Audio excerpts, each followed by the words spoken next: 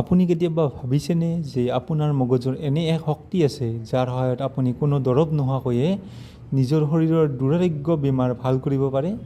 হয়, আপুনি ঠিকেই শুনিছে। আজি আমি কথা পাতিম কেনেকৈ এজন সাধাৰণ মানুহ অসাধাৰণ কাম কৰিব পাৰে। নমস্কাৰ বন্ধুসকল, আজি আমি ডক্টৰ জো ডিস্পেনজাৰ বিখ্যাত কিতাপ বিকামিং ছুপাৰ নেশ্যনেলৰ বিষয়ে আলোচনা কৰিম। এই কিতাপখনত বৈজ্ঞানিক প্ৰমাণৰ সৈতে দেখুওৱা হৈছে যে আমাৰ চিন্তা আৰু অনুভৱে কেনেকৈ আমাৰ DNA পৰ্যন্ত সলনি কৰিব পাৰে। যদি আপুনি নিজৰ জীৱনটো সম্পূৰ্ণৰূপে সলনি কৰিব বিচাৰে তেন্তে এই ভিডিঅ'টো শেষলৈ চাব। এই কিতাপখনত এটা ভাল কাহিনী দিয়া হৈছে, উদাহৰণস্বৰূপে সেইটো হৈছে আন্নাৰ কাহিনী। এই কাহিনীটো আমি প্ৰথমতে চাম।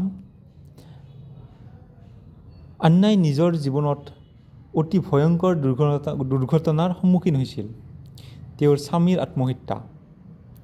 এই মানসিক আঘাতৰ বাবে তেওঁৰ শৰীৰত ইমান বেছি মানসিক চাপ সৃষ্টি হৈছিল যে তেওঁ পেৰালাইজ হৈ পৰিছিল আৰু আনকি তেওঁৰ কেঞ্চাৰ পৰ্যন্ত ধৰা পৰিছিল। চিকিৎসকে তেওঁক কৈছিল যে তেওঁ আৰু কেতিয়াও সুস্থ নহয়, কিন্তু আন্নাই হাৰ মনা নাছিল। তেওঁ বুজি পাইছিল যে যদি তেওঁৰ চিন্তাই তেওঁক বেমাৰী কৰিব পাৰে তেন্তে সেই চিন্তাই তেওঁক সুস্থ কৰিব পাৰে। তেওঁ ধ্যান কৰিবলৈ আৰম্ভ কৰিলে আৰু মাত্ৰ কেইমাহমানৰ ভিতৰত তেওঁৰ কেঞ্চাৰ সম্পূৰ্ণৰূপে নাইকিয়া হৈ গ'ল। এয়া কোনো যাদু নাছিল, এয়া আছিল তেওঁৰ মগজুৰ পুনৰ্গঠন। এই কিতাপখনৰ ডক্টৰ জো ডিস্পেনজাৰ বিকামিং ছুপাৰ নেশ্যনেল, এই কিতাপখনৰ মূল শিক্ষাটো কি? কিতাপখনৰ প্ৰথম চেপ্টাৰৰ মূল শিক্ষাটো কি আচলতে? সেইটো হৈছে ষ্ট্ৰেছ বা মানসিক চাপে কি কৰে। আমাৰ ষ্ট্ৰেছ খুব বেছি, কিছুমান মানুহ আমাৰ বহুত ষ্ট্ৰেছত থাকে। সেই ষ্ট্ৰেছে আমাৰ কি কৰিব পাৰে সেইটো হৈছে মূল শিক্ষা প্ৰথম চেপ্টাৰৰ। ডক্টৰ জো ডিস্পেনজাৰে কৈছে যে যেতিয়া আমি সদায় মানসিক চাপত থাকোঁ, আমাৰ শৰীৰ ছাৰ্ভাইভেল মোডত বা অস্তিত্ব ৰক্ষাৰ যুঁজত ব্যস্ত হৈ পৰে।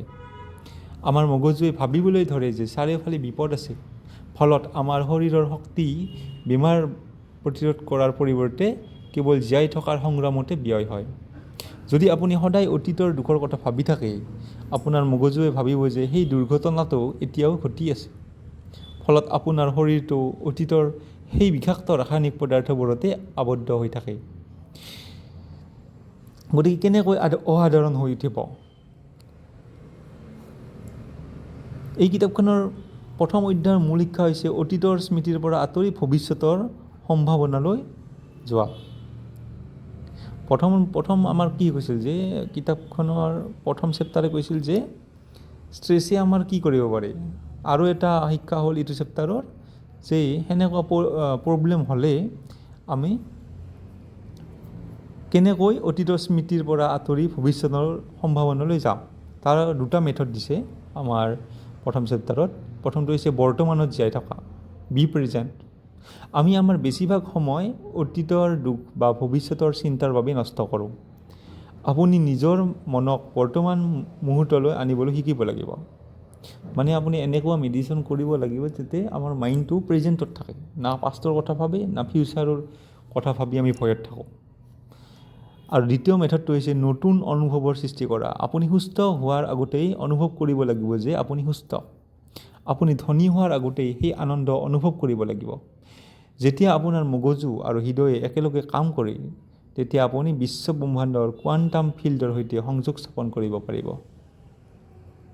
বন্ধুসকল, বিকামিং ছুপাৰ নেচাৰেল কিতাপখনৰ এইটো মাত্ৰ আৰম্ভণিহে। ডক্টৰ জোৰ মতে আপোনাৰ মগজুৰ ভিতৰতে এখন যাদুৰ পৃথিৱী আছে।